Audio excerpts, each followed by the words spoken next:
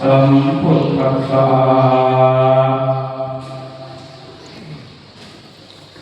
สัพโพเทวราชาภุพระนิจิตังอาญาสีติสมัยหนึ่งพระอินทราธิราชประทับอยู่ณเวชยันต์ปราสาทของตนเอกาทิวสังอยู่มานับวันหนึ่งพระองค์ได้ทรงทราบเหตุบุคคลนิมิตของเยาวเรศปุษดี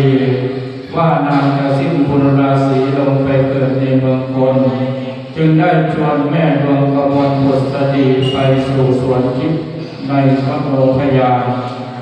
เป็นที่สำราญพักผ่อนหย่อนใจในครั้งนั้นก็ได้เที่ยวชมวิมกนกกา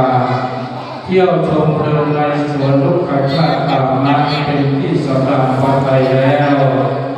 มาพักอยู่ที่พระพนัสศาลาในตอนนั้นพระนางมีความเหน็ดเหนื่อยก็จึงได้ประสบหลับไปเมื่อตื่นขึ้นมาแล้วพระอินทราธิราช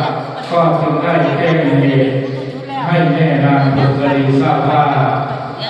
ปุษดีเลิศบางทีนั้นเมื่อได้บรรลุสั่งเรื่องสวรรค์ตัวเล็กทีเราเล็กทีจึงได้บอกไปนั่งมูตรงเอาใจน้อมตัวโลกใจไปสั่งไม่เมื่อพ้นปุษดีนั่นเลยให้สื่อใจยาสดใจเศร้า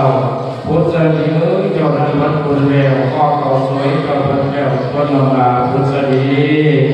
พี่นางเอ๋ยพี่นางยังหน้าเบาพี่นางยังหน้าบา